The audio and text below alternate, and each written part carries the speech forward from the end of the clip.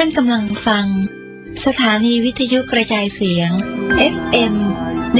104.5 เมกะเฮิรตซ์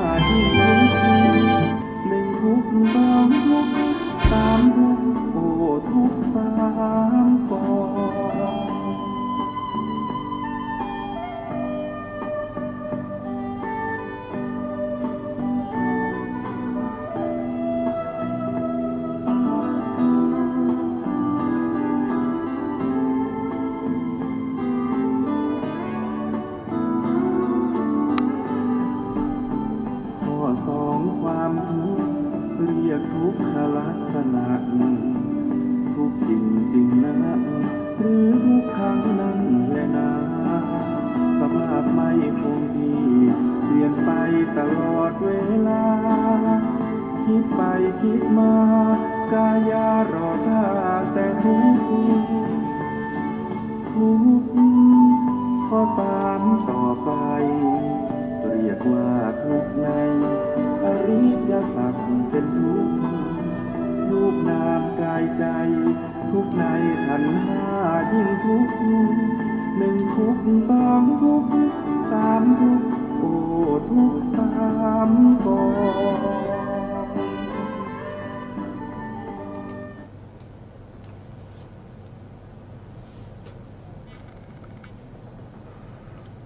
พุทธังสรณังกัจฉามิธัมมังสรณังกัจฉามิสังฆังสรณังกัจฉามินมัสการพระมหาเถระพระสังฆาธิการพระเถรานุเถระสวัสดีท่านผู้ฟังและผู้ชมทุกท่านกลับมาพบกับรายการพระไตรปิฎกลอยฟ้าครั้งนี้เป็นครั้งที่6ในเรื่องของเวทนานุปัสสนาสติปัฏฐานเวทนาเป็นเจตสิกดวงหนึ่งอยู่ในเจตสิกประเภทที่เป็นสัพพะจิตตสาธารณเจตสิกมีอยู่7ดวงและ7ดวงนี้เป็นเจตสิกที่เกิดร่วมกับจิตทุกดวง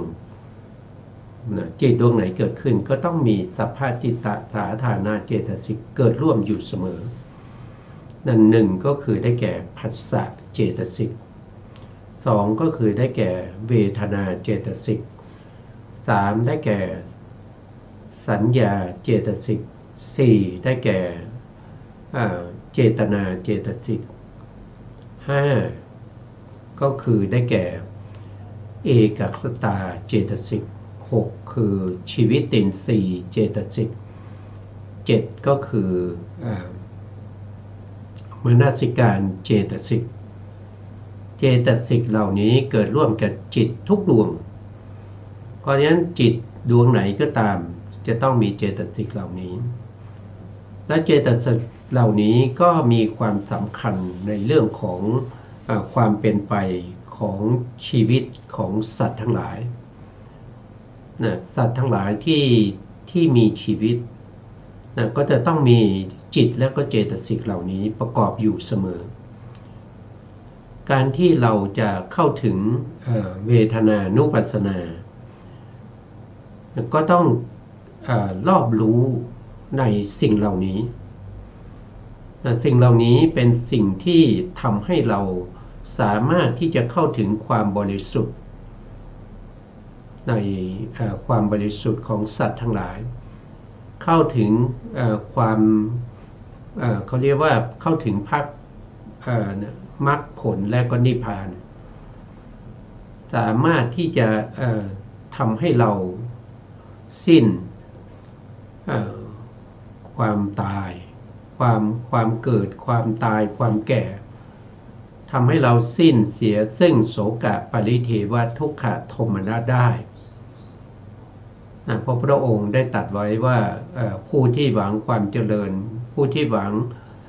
ที่จะพ้นจากทุกข์ในวัฏสงสารก็ต้องเดินทางนี้นะครับทางนี้มีทางเดียวเรียกว่าเป็นเอกายโนมีอยู่ทางเดียวนะทางอื่นไม่มีแล้วก็มีในศาสนาพุทธศาสนาเดียวไม่มีในศาสนาอื่น นะอันนี้ก็พระพุทธองค์ก็ได้แสดงไว้นะครับเราก็ไปดูนะครับก็ทบทวนบ่อยๆก็ดีนะครับในเรื่องของเวทนาสติปัฏฐานนะเวทนาสุขเวทนานุปัสสีวิหารติอาตาปีสัมปชาโนสติมาวิเนยยะโลเกอาภิชาโทมนัสสังเวทนาสุเวทนาอันนี้เป็นเวทนาขันธ์เวทนาขันธ์เวทนาเจตสิกดวงเดียวก็เป็นขันธ์ได้เนื่องจากเวทนานี้ถ้าเราจำแนกไปเวทนาที่เป็นอดีตก็มีเวทนาที่เป็นอนาคตก็มีเวทนาที่เป็นปัจจุบันก็มีเวทนาที่เป็นภายนอกก็มีเวทนาที่เป็นภายในก็มีเวทนาที่ละเอียดก็มีหยาบก็มีซามก็มีปาณีตก็มีเวทนาที่ไกลก็มีเวทนาที่ใกล้ก็มีหรือว่าถ้าเราว่าโดยจิตเวทนาที่เกิดร่วมกับจิตทั้งหมดก็มีถึง121ดวงถ้าเราจำแนกโดยความเป็นเวทนาที่เป็นไปในชีวิตประจำวันก็ถ้าว่าโดยการเสวยอารมณ์ก็มี3นั่นก็คือสุขเวทนาทุกขเวทนาหรืออทุกขมสุขเวทนาถ้าเราจำแนกโดยความเป็นอินทรีย์คือความเป็นใหญ่เป็นผู้ปกครองในธรรมในส่วนของตนก็จะได้ถึง5อย่างนะครับนั่นก็คือได้แก่1ก็คือสุขขินสี2สมนัสสินสี3ทุกขินสี4โทมนัสสินสี5ก็คืออุเบกขินสีนี่ก็จำแนกโดยความเป็นอินทรีย์เป็นใหญ่เป็นผู้ปกครองในธรรมฝ่ายของตนนั่นที่แตกต่างกันไปนะครับถ้าว่าโดยเวทนาที่อยู่ในอารมณ์นะครับเช่นเวทนาที่เห็นรูปารมณ์นะครับแล้วก็เกิดความยินดี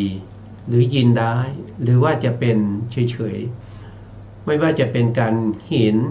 การได้ยินได้กลิ่นได้รสได้สัมผัสนึกคิดนะครับเวทนาที่เป็นไปในอารมณ์6แล้วก็เป็นไปในเวทนา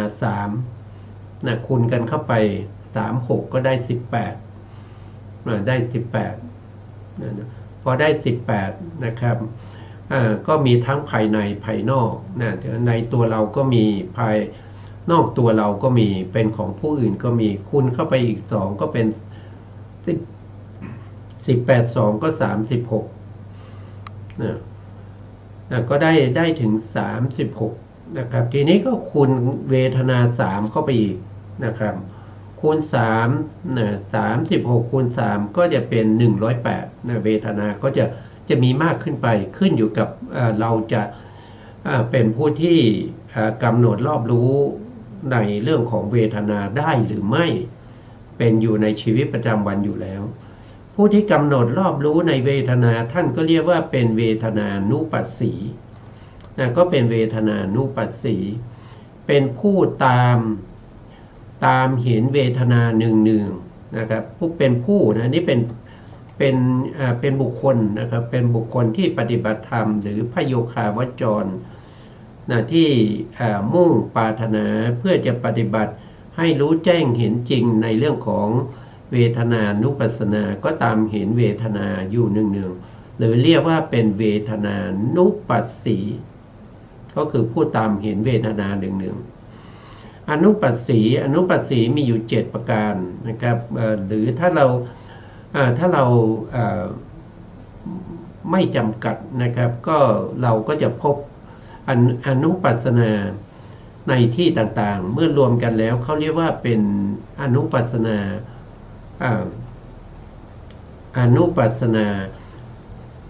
เท่าไหร่นะอนุปัสสนามหานุปัสสนา18นะครับมี18อย่างนะครับมีอยู่18อย่างนะครับอนุปัสสนาเขาเรียกว่าเป็นมหา นุปัสสนานะครับ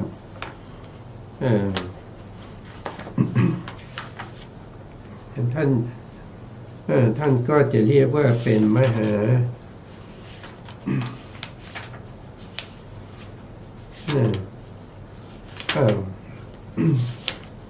เวลาเราจะหาอะไรรีบด่วนมันย่อมมีปัญหาอยู่เสมอเลยนะครับมีปัญหาเสมอบางครั้งก็หาไม่ค่อยเจอนะครับมหาวิปัสสนา18นะครับเพราะฉะนั้นนี่ก็มาในที่ต่างๆนะครับเช่นในวิสุทธิมรรคท่านก็จะมีกล่าวไว้นะอันนี้ถ้าเราดูในพระสูตรต่างๆโดยมากก็จะเป็นอนุปัสสนา7ก็จะมีอนุปัสสนา7นะที่ใช้กันบ่อยๆนะที่ใช้กันมากๆก็คืออนุปัสสนา7แล้วคำว่าวิหารตินะวิหารตินะวิหารติท่านก็บอกว่าเป็นอิริยาบถนะอิริยาบถ4อิริยาบถ4ก็คือการเดินยืนนั่งนอนนะครับหรือถ้าเราจะจำแนกเป็นอิริยาบถเล็กๆน้อยๆก็มากมายนะก็มากมายคือไม่จำกัดอิริยาบถนะครับในเวทนาที่เราที่มีสติแล้วก็ปัญญาเข้าไปรอบรู้เวทนาในแต่ละขณะในอิริยาบถต่างๆไม่จำกัดนะครับจะเป็นอิริยาบถไหนก็ได้นั่นก็คือการตามรู้เวทนาอยู่หนึ่งอาตาปีเนี่ยก็คือวิริยะคือความเพียรเริ่มเพียรนะครับแล้วก็ความเพียรที่ออกจากความเกียจค้านได้หรือความเพียรที่ตั้งมั่นนะครับก็เป็นความเพียรที่ตั้งมั่นก็เป็นปัลละเริ่มต้นก็คือเขาเรียกว่าเป็นนิกรรมธาตุนะนิกรรมธาตุหรือปรถ้าเป็นสูงสุดที่พูดเมื่อกี้นะก็เป็นปรกรรมธาตุนะครับก็คือเข้าถึงความบักบั่นไม่ท้อถอยเป็นวิริยะที่มุ่งกำจัดเสียซึ่งอกุศลทั้งหลายกล้าในการที่จะกำจัดอกุศลกล้าในการที่จะปิดกั้นอกุศลไม่ให้เข้ามาในจิตกล้าในการที่จะทำให้กุศลจิตเกิดขึ้นแล้วก็กล้าในการที่จะบำรุงรักษาทำให้กุศลที่เกิดขึ้นนั้นเจริญยิ่งขึ้นไปนี้เขาเรียกว่าเป็นอาตาปีเป็นวิริยะเป็นหน้าที่ของวิริยะสัมปชานโนคือปัญญานะครับสัมปชานโนก็คือปัญญาที่อยู่ในมหากุศลญาณสัมปยุตหรือว่ามหากิริยาญาณสัมปยุตนะครับที่ตามรอบรู้ในเรื่องของเวทนาอยู่นะครับท่านบอกว่าปัญญาอีกในหนึ่งก็คือวิปัสสนานั่นเองนะวิปัสสนาญาณนะครับตัวที่เข้าไปรอบรู้รูปนามขันธ์5โดยความเป็นอนิจจังทุกขังอนัตตานั่นคือเขาเรียกว่าเป็นวิปัสสนาแต่ตัวที่ตามรอบรู้นั่นก็คือตัวปัญญานะครับส่วนวิปัสสนานั้นที่เขาเรียกวิปัสสนานั้นก็คือเขาไปเห็นอะไรก็คือเขาไปเห็นพระไตรลักษณ์ของรูปนามคือเขาเห็นความเป็นอนิจจังความเป็นทุกข์และความเป็นอนัตตาครับก็เรียกว่าเป็นวิปัสสนาญาณตัวที่เห็นนั้นต้องเป็นปัญญานะครับต้องเป็นปัญญาสติมาก็คือตัวสตินะสติก็คือตัวที่ลึกได้นะลึกได้ในกิจการงานที่ได้ทำไว้นานแล้วไม่ฟั่นไม่เฟือนพูดอะไรไปก็ลึกได้นะครับถึงแม้ว่าจะนานเขาก็สามารถลึกได้อันนี้เป็นหน้าที่ของตัวสติอีกในหนึ่งท่านบอกว่าสติเนี่ยเป็นสมถะนะเป็นสมถะก็คือทำให้จิตสงบนะครับทำให้จิตสงบสมถะถ้าเราศึกษาในเรื่องของมรรคอริยมรรคเนี่ยท่านก็จำแนกโดยสติเนี่ยก็คือสัมมาสติจำแนกอยู่ในประเภทที่เป็นสมาธินะ ในอริยมรรคมีองค์8เนี่ยเขาจำแนกอยู่เขาจำแนกเป็นสิกขา3นั่นก็คือจำแนกโดยความเป็นศีลศีลสิกขาหรืออาทิศีลนั้นก็มีอยู่3องค์ก็คือสัมมา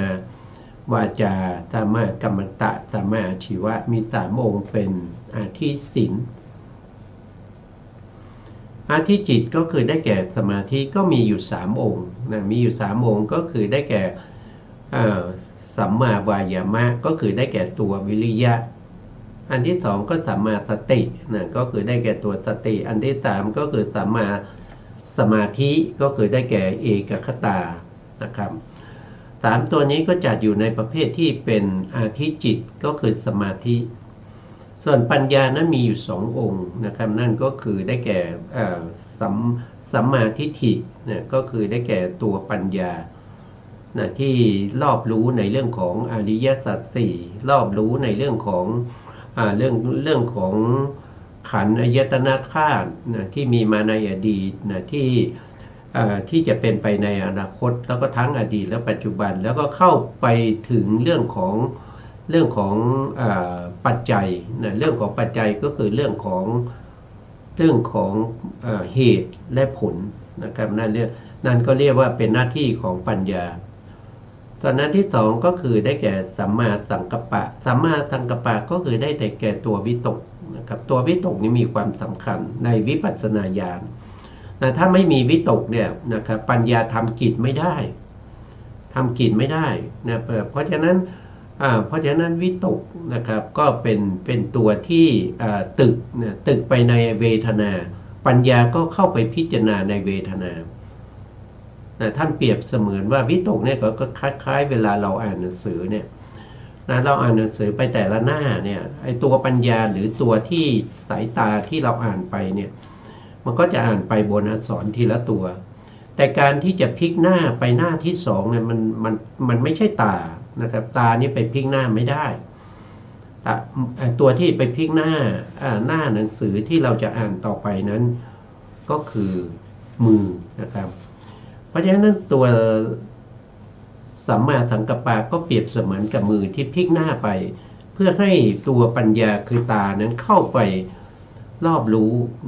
รู้พิจารณานะครับในเรื่องของไม่ว่าจะเป็นเรื่องของกายนะครับเรื่องของเวทนาเรื่องของจิตแล้วก็เรื่องของธรรมนี่ก็เป็นเรื่องของที่พบขยายความที่พระพุทธองค์ได้แสดงไว้เป็นพุทธพจน์ว่าเวทนาสุเวทนานุปัสสีวิหารติอาตาปีสัมปชาโนสติมาวิเนยยะโลเกอาปิชาธมนัสสังอันนี้เป็นพุทธพจน์เนี่ยเป็นพุทธพจน์นะครับซึ่งถ้าเราแปลเป็นภาษาไทยแล้วอันนั้นไม่ใช่พุทธพจน์นะครับเพราะว่าการแปลเนี่ยอาจจะแปลสำนวนได้หลายสำนวนแต่สำนวนเหล่านั้นจะไม่ขัดแย้งกับพุทธพจน์แต่ละท่านก็อาจจะแปลไปคนละอย่างนะครับอันนั้นคือคำแปลนะครับคำแปลมาจากพุทธพจน์ต่อมาก็คือวิเนยยะวิเนยยะก็คือท่านบอกว่าวิเนยยะเนี่ยคือการกำจัดมีอยู่2อย่างกำจัดอะไรนะครับในที่นี้ก็คือกำจัดอกุศลที่เป็นโลภะโลภะหรือตัณหากำจัดเสียซึ่งตัณหากำจัดเสียซึ่งโทสะกำจัดเสียซึ่งโมหะนะครับกำจัดด้วยอะไร2อย่างนั่นก็คือตถางคประหารก็คือกำจัดด้วยการเป็นค้างไปนะเป็นค้างเป็นตถางคประหารนะครับเมื่อมหากุศลเกิดขึ้นนะครับอกุศลก็เกิดไม่ได้ก็เป็นค้างไปเรียกว่าตถางคประหารหรือวิคัมภนประหารก็คือการเข้าฌานนะครับการเข้าฌานถ้าเราเข้าฌานเนี่ยก็จะอยู่ในฌานได้นานนะครับก็เราก็ข่มเอาไว้นะครับข่มอกุศลธรรมไม่ให้เกิดขึ้นในระหว่างที่เข้าฌาน2 ชั่วโมง3 ชั่วโมงหรือว่าเป็นวัน2 วัน3 วันก็แล้วแต่ผู้เข้านะครับ โลเกโลเกก็คือขันธ์ห้านะครับก็คือโลกโลกคืออะไรโลกก็คือขันธ์ห้าอายตนะ12ธาตุ18หรืออินทรีย์22นะพวกนี้เป็นโลกนะเป็นโลกนะครับไม่ใช่เรานะไม่ใช่เรานะขันธ์ห้าก็ไม่ใช่เราอายตนะก็ไม่ใช่เรานะครับนะไม่ใช่เราเป็นแต่ขันธ์ที่เป็นไปตามเหตุตามปัจจัยนะครับแล้วก็อภิชาก็คือความเพ่งเล็งอยากได้ของผู้อื่นคือองค์ธรรมก็คือตัวโลภะตัวโลภะโทมนัสสังนะครับก็คือความทุกข์ใจก็คือได้แก่โทสะนะครับก็ได้แก่โทสะโทสะเจตสิกนี่ก็เป็นที่พระองค์แสดงไว้นะครับพระองค์แสดงไว้ย่อๆนะครับสำหรับผู้ที่มีปัญญานะครับสมัยพุทธกาลในผู้ที่เขาฟังธรรมแค่นี้เขาก็สามารถที่จะทำดวงตาให้เกิดได้นะครับทำดวงตาที่ปราศจากทุลีนะครับเข้าถึงความเป็นพระอริยบุคคลได้นะแต่สมัยนี้มันยากนะครับยากเพราะอะไรเพราะว่าผู้ที่แบบมีปัญญานะครับเพราะพระองค์ก็ขนไปนิพพานกันหมดนะส่วนผู้ที่เหลือก็คือผู้ที่มีบารมีน้อยปัญญาน้อยนะครับต้องศึกษาทำความเข้าใจให้มากนะครับมากด้วยอะไรก็ด้วยอัตถกถานะครับที่ท่านอาจารย์โบราณท่านได้รวบรวมเอาไว้นะครับอัตถกถานี้ก็เป็นปกิณกเทศนาของพระพุทธเจ้านะยกขึ้นสู่พระไตรปิฎกไม่ได้นะครับอันนั้นเป็นอัตถกถาเป็นปกิณกเทศนาของพระสัมมาสัมพุทธเจ้าแล้วก็ของพระอรหันต์เช่นพระสารีบุตรพระโมคคัลลานะพระมหากัจจายนะพวกนี้ก็จะมีการขยายความนะพระพุทธองค์ก็รับรองไว้ว่าท่านกัจจายนะท่านกัจจายนะแสดงธรรมอย่างนี้ถูกต้องแล้วนะถ้าเราเป็นผู้แสดงเราก็จะแสดงอย่างนี้แหละนะครับเพราะพระมหากัจจายนะเป็นบัณฑิตนะเป็นบัณฑิตแสดงธรรมตรงกับพระพุทธองค์นะครับอย่างนี้เป็นต้นนะซึ่งการที่เราจะศึกษาในเรื่องของเวทนาให้กว้างขวางนะครับเพื่อประโยชน์แก่ตัวเราเองนะครับเพราะเราเป็นผู้มีปัญญาน้อยก็ต้องศึกษามากๆนะครับเพราะว่าเวทนานี้เกี่ยวข้องกับธรรมมากมายนะเกี่ยวข้องกับธรรมมากมายนะพระพุทธองค์แสดงไว้บ่อยๆในพระสูตรนะโดยมากก็จะแสดงว่านะครับในทวารทั้ง6นะครับในทวารทั้ง6เช่นยกตัวอย่างนะครับเช่นว่าอาศัยตากับรูปจึงเกิดจักขูวิญญาณธรรมะ3อย่างประชุมกันก็เป็นผัสสะเป็นเหตุเป็นปัจจัยให้เกิดเวทนานะบางครั้งพระพุทธองค์ก็แสดงไว้แค่นี้นะแค่นี้เนี่ยเป็นไปในทวารทั้ง6นะครับธรรม5นะครับ1คือจักขู2ก็คืออารมณ์ก็คือรูปารมณ์3คือจักขูวิญญาณ4คือผัสสะ5คือก็คือเวทนานะครับถ้าเราคูณด้วย6คือทางตาทางหูทางจมูกทางลิ้นทางกายก็จะได้ธรรมะ30นะครับได้ธรรมะมา30นะ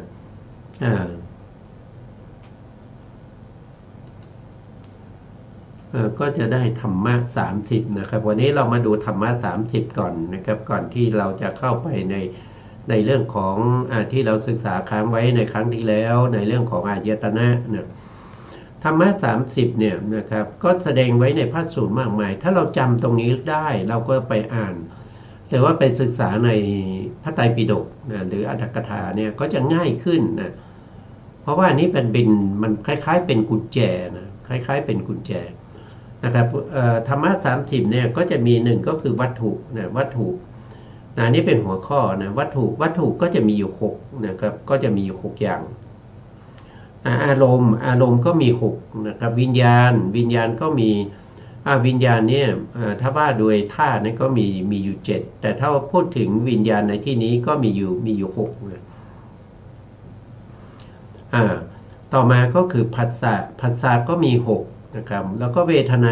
นาก็มี6 นะครับเวทนา6นั้นก็กระจายออกไปแต่ละเวทนาก็เป็นสุขแล้วก็เป็นทุกข์เป็นอุเบกขานะครับหนึ่งถ้าว่าโดยวัตถุเนี่ยข้อที่1ก็คือจักขุวัตถุนะจักขุวัตถุคืออะไรก็คือตาคู่กับอะไรล่ะคู่กับสีก็คือรูปารมณ์เมื่อตากับสีเนี่ยกระทบกันก็เกิดจักขุวิญญาณจักขุวิญญาณเป็นจิตที่เกิดขึ้นมาโดยอาศัยจักขุวัตถุแล้วก็ไปเห็นรูปารมณ์ธรรมะ3อย่างประชุมกันก็เป็นผัสสะนั้นก็จะได้ชื่อว่าเป็นจักขุสัมผัสสะจักขุสัมผัสสะก็เกิดขึ้นเมื่อจักขุสัมผัสสะเกิดขึ้นเป็นเหตุเป็นปัจจัยให้เกิดเวทนานั้นก็มีทั้งที่เป็นสุขก็มีนะเป็นทุกข์ก็มีเป็นอุเบกขาก็มีแต่สุขทุกข์อุเบกขานี้ไม่เคยเกิดขึ้นพร้อมกันในจิตดวงเดียวนะครับจิตที่เกิดขึ้นดวงใดดวงหนึ่งก็จะมีเวทนาที่เป็นไปตามอารมณ์นะถ้าอารมณ์ที่ดีนะอารมณ์ที่ดีเวทนานั้นก็เป็นสุขนะครับถ้าอารมณ์นั้นไม่ดีนะเป็นอารมณ์ไม่ดีก็เป็นทุกข์นะครับถ้าอารมณ์นั้น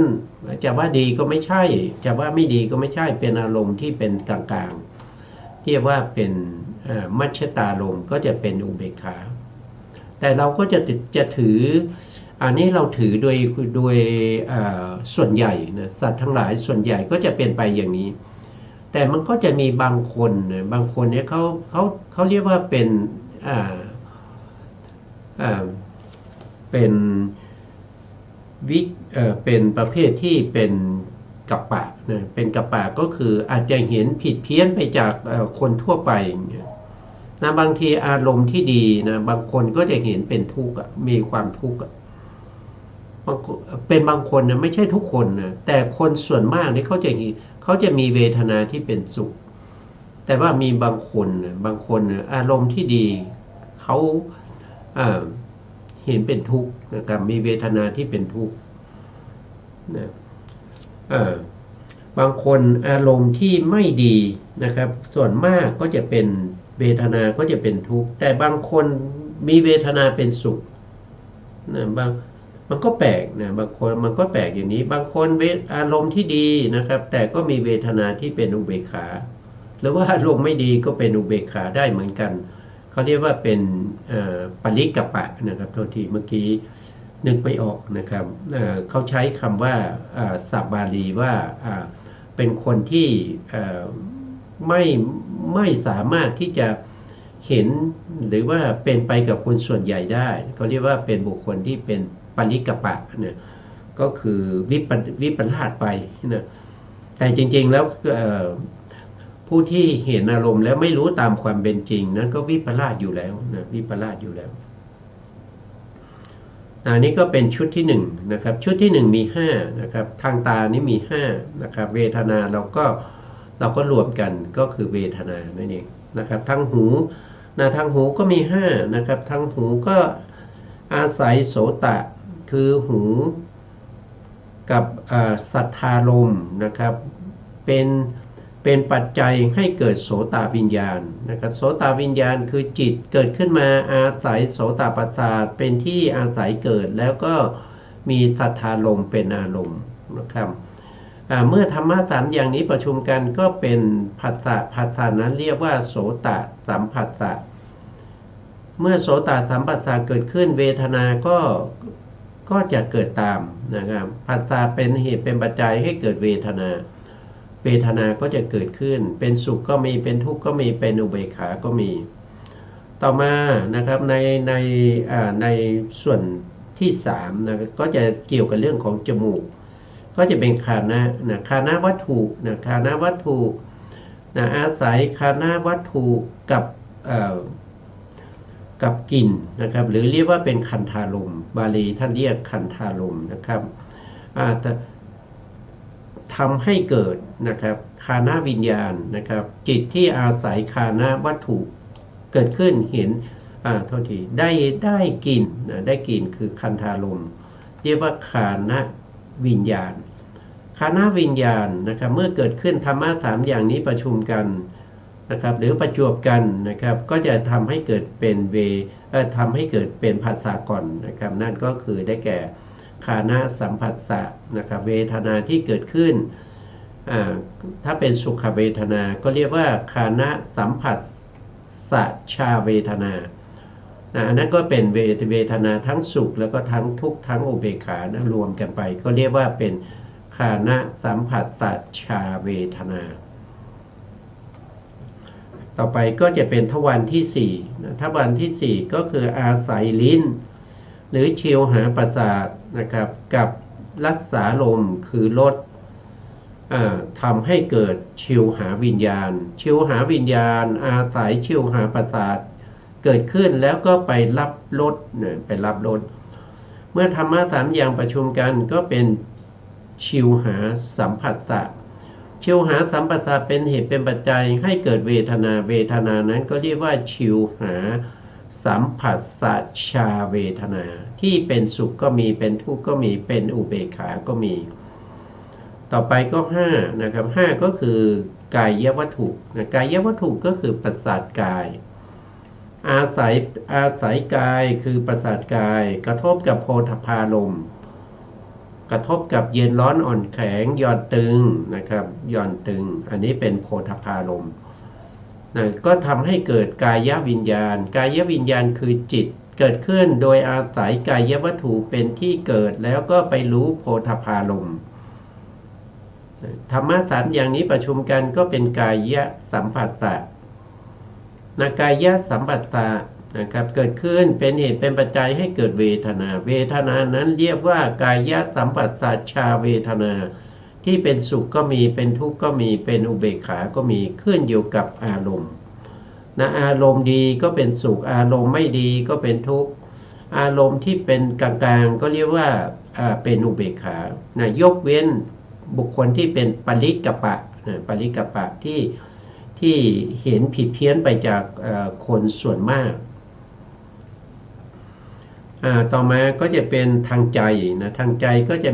มโนนะมโนคืออะไรมโนก็คือได้แก่ภวังคจิตนะแต่บางที่เนี่ยท่านก็จะถ้าเป็นมโนทวารเนี่ยท่านก็จะเอามโนทวาราวชนะจิตด้วยนะโดยส่วนมากก็คือได้แก่ภวังคจิตนะภวังคจิตนะภวังคจิตอาศัยภวังคจิตแล้วก็ธรรมารมณ์ก็คือเป็นอารมณ์ที่นึกคิดทางใจนะครับจึงทำให้เกิดมโนวิญญาณเกิดขึ้นมโนวิญญาณที่เกิดขึ้นเขารู้รูปารมณ์แต่เวลาเขาอาศัยเกิดขึ้นในปัญจโวการภูมิเนี่ยเขาไม่ได้อาศัยมโนทวาราวชนะจิตเกิดขึ้นเขาอาศัยหัตถยวัตถุนะซึ่งหัตถยวัตถุเป็นวัตถุรูปที่อยู่ที่อาศัยอยู่ที่ก้อนเนื้อหัวใจนะครับก้อนเนื้อหัวใจท่านไม่ได้เรียกว่าเป็นทวารไม่เรียกว่าเป็นทวารนะท่านจะเรียกตรงนั้นไม่ได้เป็นทวารเป็นทวารทางใจเนี่ยเขาจะเอามโนเนี่ยเป็นหลักนะครับมโนก็คือภวังคจิตถ้าออกจากภวังคจิตได้ก็รับอารมณ์ใหม่ได้นะครับถ้ายังอยู่ในภวังคจิตก็รับอารมณ์เก่าที่รับมาตั้งแต่มรณาสันการในชวนาวิถีสุดท้ายนะครับก่อนตายนะครับเรียกว่าเป็นอารมณ์ที่รับมาเมื่อใกล้จะตายในชวนาวิถีสุดท้ายของภพที่แล้วนะเมื่อมโนวิญญาณนะครับเกิดขึ้นธรรมะ3อย่างประชุมกันธรรมะ3อย่างก็คือมโนได้แก่ภวังคจิตแล้วก็ธรรมารมณ์ก็คืออารมณ์ที่นึกคิดทางใจประชุมกับมโนวิญญาณก็จะทำให้เกิดเป็นผัสสะนั้นก็เรียกว่าเป็นมโนสัมผัสสะมโนสัมผัสสะเกิดขึ้นก็จะมีเวทนาเป็นเหตุให้เกิดเวทนานั้นก็เรียกว่ามโนสัมผัสสะชาเวทนาที่เป็นสุขก็มีเป็นทุกข์ก็มีเป็นอุเบกขาก็มีในพระไตรปิฎกเนี่ยก็จะมีเยอะนะครับถ้าเราสามารถจำตรงนี้ได้เราไปอ่านพระไตรปิฎกก็สบายนะครับก็สบายนะครับทีนี้เราก็กลับไปเนื้อหาที่เราได้ศึกษาค้างมาเมื่อครั้งที่แล้วนั่นก็คือเราศึกษาในเรื่องของอายตนะอายตนะนี่มีอยู่12อย่าง อายตนะมี12อย่างมีอายตนะภายใน6แล้วก็อายตนะภายนอก6อายตนะภายใน6นั้นก็คือได้แก่จักขายตนะก็คือตาโสตายตนะก็คือหูคานายตนะก็คือจมูกชิวหายตนะก็คือลิ้นและกายายตนะก็คือประสาทกายแล้วก็มีอีกอันหนึ่งนะครับอันนั้นก็คือได้แก่มนายตนะมนายตนะอันที่6นะครับก็คือหมายถึงจิตทั้งหมดนี่เป็นมนายตนะเพราะฉะนั้น6อย่างที่พูดไปนั้นเป็นอายตนะภายในอายตนะภายในนะครับผู้ที่เกิดในปัญจโวการภูมิต้องมีนะครับต้องมีกันทุกคนนะครับมีสัตว์ทุกคนต้องมีนะครับอยู่ในถ้าว่าโดยเต็มเนี่ยก็จะอยู่ในกามภูมิ11อบาย4มนุษย์1เทวดา6อันนี้ก็จะครบ12แต่ถ้าไปเป็นพรหมเนี่ยถ้าพวกที่เป็นรูปพรหมเนี่ยรูปพรหมก็จะไม่ครบ12นะครับอะไรหายไปนะครับรูปพรหมเนี่ยเขาจะมีเฉพาะจักขายตนะโสตายตนะคานายตนะไม่มีนะคานายตนะไม่มีชิวหายตนะไม่มีแล้วก็กายายตนะไม่มีนะก็จะไม่มีนะครับแล้วก็จะมีมนายตนะนะมนายตนะก็คือใจใจนะคู่กับอะไรคู่กับธรรมายตนะธรรมายตนะเขาว่าโดยพรหมเนี่ยนะครับก็จะมี4ก็คือจักขายตนะโสตายตนะแล้วก็รูปายตนะแล้วก็ศรัทธานะครับศรัทธายตนะธรรมายตนะนะครับก็จะเป็น6อย่างมีมนายตนะด้วยนั่นก็จำแนกโดยความเป็นขันธ์เป็นภพภูมินะครับส่วนอายตนะภายนอกนะอายตนะภายนอกก็คือได้แก่อายตนะภายนอกก็มีอยู่6นะครับก็คือได้แก่รูปารมณ์นะรูปารมณ์คู่กับอะไรรูปารมณ์คือสีต่างๆนะครับสีต่างๆก็ต้องคู่กับตานะตาคือจักขายตนะนะครับรูปายตนะเป็นภายนอกคู่กับจักขายตนะเป็นภายในนะครับอายตนะภายในท่านเปรียบเสมือนเรือนว่างอายตนะภายนอกเปรียบเสมือนโจรที่เข้ามาปล้นเอาอะไรนะครับเมื่อรูปารมณ์กระทบกับจักขายตนะนะครับแล้วก็จักขูวิญญาณเกิดขึ้นนะครับถ้าเราไม่มีโยนิโสมนสิการโดยปกติปุถุชนทั้งหลายนะครับก็จะไม่มีโยนิโสมนสิการเพราะเราไม่มีข้อมูลเราไม่ได้ฟังธรรมมาเราไม่ฉลาดในธรรมของพระอริยะเราไม่ได้พบพระอริยะบุคคลเราไม่ได้ฟังธรรมเราไม่ฉลาดในธรรมของพระอริยะเราไม่ได้รับคำแนะนำจากพระอริยะเราจึงไม่มีโยนิโสมนสิการเมื่อโยนิโสมนสิการไม่เกิดชวนาจิตที่เกิดขึ้นนั้นก็เป็นโลภะเป็นโทสะแล้วก็เป็นโมหะเพราะฉะนั้น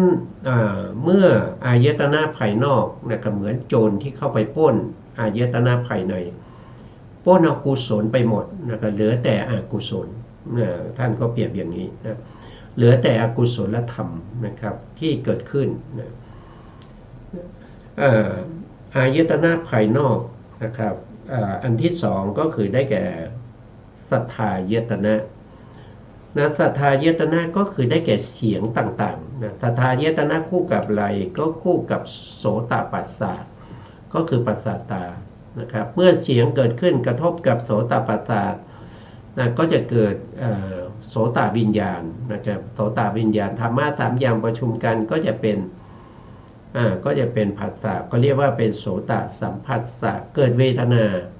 เป็นปัจจัยให้เกิดเวทนานั้นก็เรียกว่าเป็นคานะสัมผัสสะชาเวทนานะครับไม่มีโยนิโสก็เป็นอกุศลก็ถูกปล้นกุศลไปอีกแล้วนะครับที่แล้วก็ถึงคันธายตนะนะครับคันธายตนะนี้ก็คือ ก็คือได้แก่กลิ่นนะครับได้แก่กลิ่นนะครับอันนี้คือกลิ่นนะคันธายตนะชื่อว่าอายตนะก็เป็นเหตุให้จิต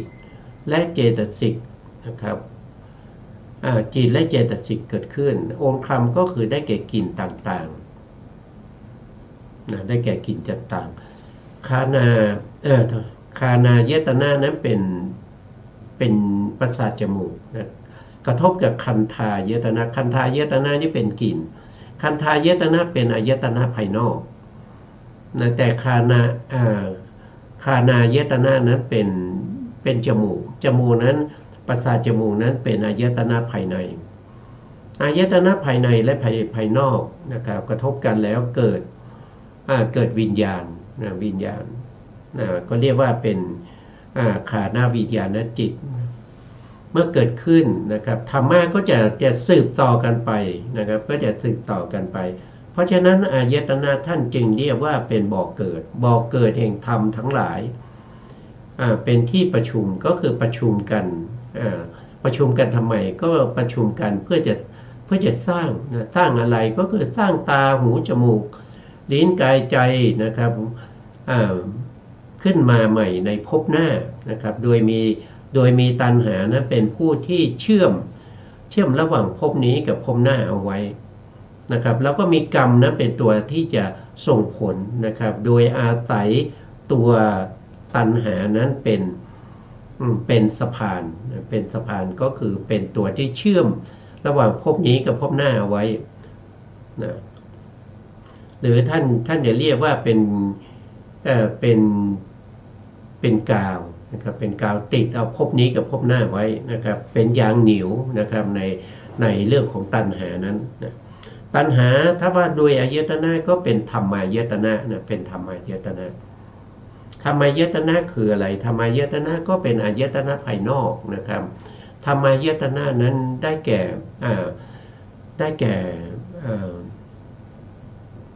่สุขุมรูป16ภาษาทรูป5นะครับแล้วก็ได้แก่จิตทั้งหมดได้แก่เจตสิกนะเจตสิกทั้งหมดเลยแล้วก็ได้แก่นิพพานบัญญัติด้วยอันนั้นเรียกว่าเป็นธรรมายตนะครับต่อไปนะครับก็เป็นรัสสายตนะก็คือได้แก่อะไรก็เป็นอายตนะนะรัสสาลมคือกลิ่นปัททีคือรสนะรัสสาลมคือรสนะครับชื่อว่าอายตนะเพราะเป็นเหตุให้จิตและเจตสิกเกิดองค์ธรรมก็คือได้แก่รสต่างๆนะครับจิตและเจตสิกจะเกิดขึ้นได้ก็ต้องอาศัยอายตนะภายในและภายนอกนะครับแล้วก็ทำให้เกิดวิญญาณก็คือจิตนะเจตสิกก็คือผัสสะที่อยู่ในวิญญาณนั้นเวทนาก็เป็นเจตสิกที่อยู่ในวิญญาณนั้นก็เกิดสืบต่อกันไปอย่างนี้นะครับเพราะฉะนั้นอายตนะท่านจึงแปลว่าเป็นบ่อเกิดนะเป็นบ่อเกิดเป็นที่ประชุมนะเป็นที่สืบต่อของธรรมทั้งหลายแล้วต่อมาอารมณ์ที่เป็นไปทางกายนั้นกายกระทบได้ก็เรียกว่าเป็นโผฏฐัพพารมณ์โผฏฐัพพารมณ์ถ้าว่าโดยอายตนะก็เป็นโผฏฐัพพายตนะโผฏฐัพพายตนะเป็นอารมณ์ชื่อว่าอายตนะนะชื่อว่าอายตนะเพราะเป็นบ่อเกิดนะก็บ่อเกิดของอะไรก็คือของจิตและเจตสิกที่จะเกิดสืบต่อกันไปอีกนะครับสืบต่อกันไปองค์ธรรมก็คือได้แก่สัมผัสต่างๆหรือโผฏฐัพพะนั้นก็คือความแข็งความอ่อนอันนี้เป็นการกระทบกับธาตุดินปฐวีธาตุรู้สึกได้ด้วยจิตที่เรียกว่ากายวิญญาณจิตอาศัยประสาทกายเกิดขึ้นรู้แข็งอ่อนหรือว่ากระทบความร้อนความเย็นนั้นก็คือเป็นเตโชธาตุเป็นเตโชธาตุรู้ได้ด้วยกายประสาทกระทบแล้วรู้สึกอุ่นๆหรือเย็นๆนะครับหรือว่าร้อนเลยนะก็เป็นเตโชธาตุต่อมาก็รู้สึกได้ด้วยเขาเรียกว่าเป็นวายโยธาตุวายโยธาตุก็แสดงออกมาด้วยความตึงและก็ความหย่อน กระทบแล้วก็จะรู้ได้นะครับกระทบกับกายประสาทรู้ได้ทางกายแต่ตัวที่รู้นั้นไม่เรียกว่าเป็นกายประสาทแต่เป็นจิตที่อาศัยกายประสาทจิตนั้นเรียกว่าเป็นกายวิญญาณอาศัยกายประสาทแล้วก็รู้โพธพารมณ์ก็รู้โพธพารมณ์โพธพารมณ์เป็นอายตนะภายนอกนะครับเป็นอายตนะภายนอกต่อมาก็จะมีมนายตนะมนายตนะก็คือได้แก่จิตทั้งหมด89หรือ121นะจิตชื่อว่ามนายตนะก็เพราะว่าเป็นบ่อเกิดแห่งจิตและเจตสิกองค์คำก็คือได้แก่จิตทั้งหมดมนายตนะนี้เป็นอายตนะภายในนะเป็นอายตนะภายในนะครับต่อมาอายตนะที่12นะครับก็เรียกว่าเป็นธรรมายตนะธรรมายตนะคือสภาพธรรมต่างๆนะชื่อว่าอายตนะเพราะเป็นเหตุให้เกิดจิตและเจตสิกนะองค์คำก็คือได้แก่จิต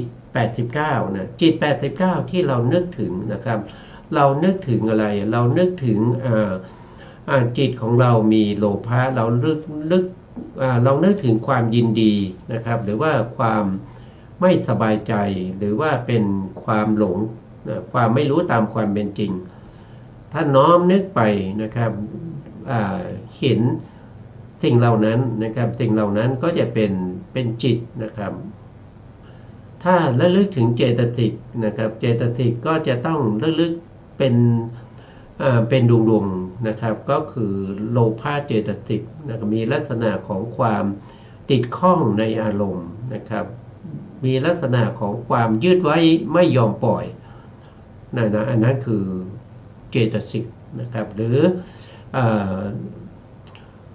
แล้วเรื่องถึงภาษาทรูป5นะภาษาทรูปก็คือกายประสาทนะครับโสตประสาท1ก็คือจักขุประสาท2ก็คือโสตประสาท3ก็คือฆานประสาท4ก็ชิวหประสาท5ก็คือกายประสาทอันนี้ต้องรู้ทางใจนะประสาทเหล่านี้ไม่สามารถที่จะเห็นทางตาได้ไม่สามารถที่จะฟังเสียงประสาทได้ไม่สามารถที่จะดมกลิ่นประสาทได้ไม่สามารถที่จะกระทบทางกายได้นะประสาทเหล่านี้ประสาทเหล่านี้รู้ได้ด้วยทางใจเพราะฉะนั้นรู้ทางใจก็เรียกว่าเป็นธรรมายตนะแล้วก็มีสุขุมรูป16นะสุขุมรูป16ก็คือรูปที่ละเอียดนะมี16อย่างนะ16อย่างก็คือได้แก่1ก็คืออาโปนะก็คืออาโปนะครับคืออาโปนะครับอาโปเป็นสุขุมรูปนะครับแล้วก็ได้แก่รูปารมณ์นะครับรูปารมณ์คันธารมณ์รักษารมณ์แล้วก็อาหารก็จะมีอยู่16อย่างนะครับมีอยู่16อย่างเดี๋ยวมีอาโป1นะครับแล้วก็มีอาโป1แล้วก็มีรูอาโป1แล้วก็มีอาหารมีอาหารนะครับแล้วก็มีปริเฉทรูปนะครับมีรูปที่เป็นวินิโพครูป10นะพวกนี้นะครับเอาแค่นี้ก่อนนะครับเพราะว่ามีอยู่16อย่างนะครับวันนี้ก็ติดไว้ก่อนนะครับแล้วก็มีนิพพานนะมีนิพพานก็คือได้แก่อะไรก็ได้แก่ว่าโดยลักษณะแล้วนะครับนิพพานก็มีสันติลักขณังนะครับมีความสงบนะสงบจากอะไรสงบจากรูปนามขันธ์5นะครับนิพพานไม่ใช่รูปนามขันธ์5นะแล้วก็มีบัญญัตินะบัญญัติก็จะเป็นสิ่งที่ไม่มีปรมัตถ์จริงบัญญัติขึ้นมาเพราะอาศัยปรมัตถ์นะถ้าไม่มีปรมัตถ์บัญญัติไม่เกิดนะครับบัญญัติเป็นตัวที่เข้าไปบัญญัติชื่อขึ้นมานะครับอย่างเช่นจิตเนี่ยเราบัญญัติว่าบัญญัติชื่อว่าจิตอย่างเงี้ยตัวจริงๆของจิตนั้นเ เขาไม่ได้ว่าคำว่าจิตเนี่ยเป็นบัญญัตินะครับแต่ตัวจริงๆนะที่สามารถรู้อารมณ์ที่เรียกว่าเป็นวิชานานาลักขณังอันนั้นคือตัวปรมัตถ์นะเป็นตัวปรมัตถ์แต่ตัวปรมัตถ์มีจริงๆแต่บัญญัตินี้เป็นการสมมุติขึ้นมานะครับสมมุติขึ้นมาไม่ได้มีจริงนะเพราะฉะนั้นเราก็ต้องรู้ในเรื่องของอายตนะทั้งหลายเหล่านี้ทั้ง12อย่างนะครับเพราะอะไรนะครับเพราะว่าธรรมเหล่านี้เป็นท่านเรียกว่าเป็นบ่อเกิดนะเนี่ยเป็นที่ประชุมนะครับก็คือเป็นที่ประชุมอะไรก็ประชุมกันเพื่อให้มีตานะเพื่อให้มีตาให้มีหูให้มีจมูกให้มีลิ้นให้มีกายแล้วก็ให้มีใจในภพต่อไปภพนี้เนี่ยที่เรามีอยู่ในตอนนี้เนี่ยมันเป็นผลแล้วนะเป็นผลมาจากอะไรก็คือผลมาจากการประชุมของอายตนะในภพที่แล้วนะในภพที่แล้วที่เขามีการประชุมกันนะครับก็สร้างตาให้เราในภพนี้นะสร้างรูปร่างสันฐานหน้าตานะครับอวัยวะน้อยใหญ่ทั้งหลายเนี่ยก็มาจากการประชุมกันของอายตนะนะครับแล้วก็เป็นบ่อเกิดแห่งธรรมทั้งหลายที่สืบกันไปนะครับนะสืบกันไปเมื่ออายตนะประชุมกันนะครับอายตนะประชุมกันก็เกิดผัสสะเป็นปัจจัยให้เกิดเวทนาเป็นปัจจัยให้เกิดตัณหานะครับนอกจากผัสสะเป็นเหตุเป็นปัจจัยให้เกิดเวทนาแล้วผัสสะนั้นยังเป็นเหตุเป็นปัจจัยให้เกิดสัญญาคือความจำได้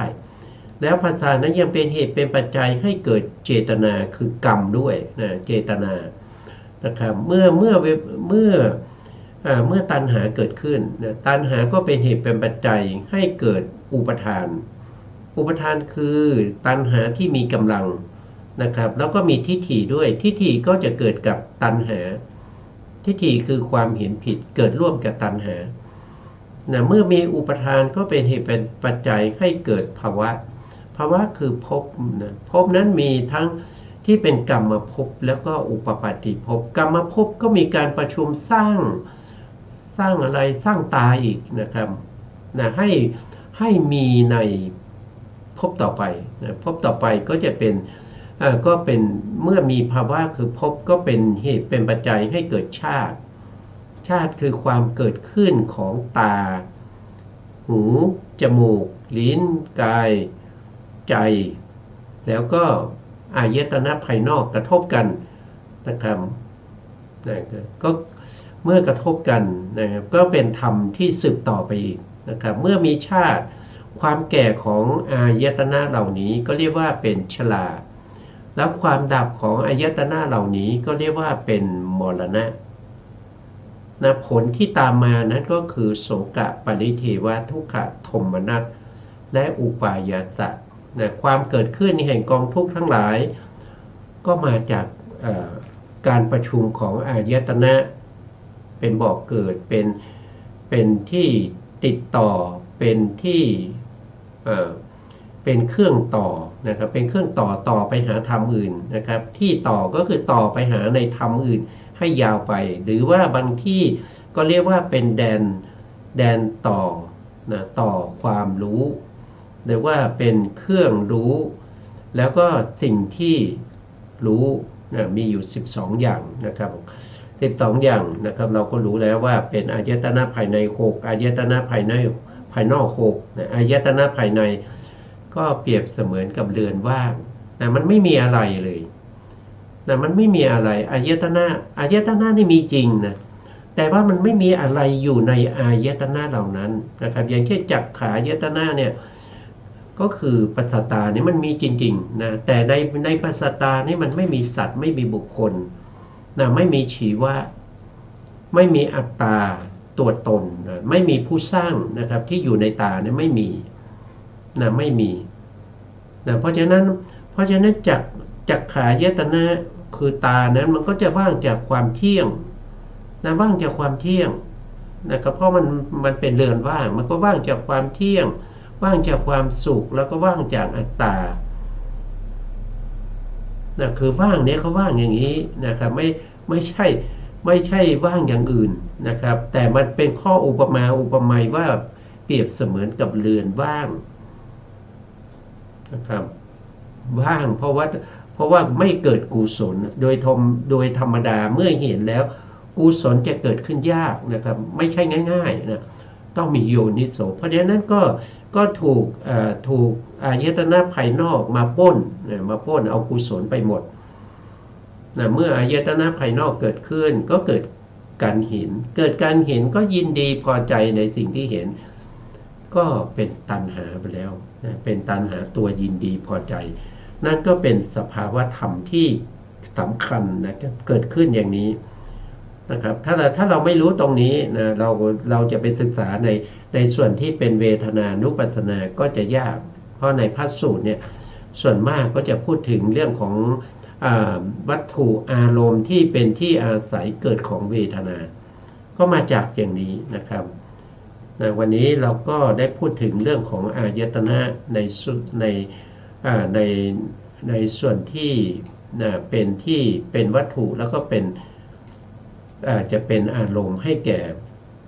ก่เวทนาต่อไปนะครับแล้วก็วันนี้เวลาเราก็หมดพอดีครับสุดท้ายนี้นะครับก็ขอกราบขอบคุณพระครูสมุทรวิสุวัฒน์วรกิจโจผู้อำนวยการสถานีวิทยุเพื่อการศึกษาพระพุทธศาสนาและวัฒนธรรม FM 104.5 เมกะเฮิรตซ์วัดไฟจังหวัดเชียงใหม่และขอกราบขอบคุณพระครูปริยัติยานุศาสตร์ขอบคุณท่านผู้ฟังและผู้ชมทุกท่านที่ให้เกียรติติดตามในรายการพระไตรปิฎกลอยฟ้าพบกันใหม่ในครั้งต่อไปครับวันนี้ลาไป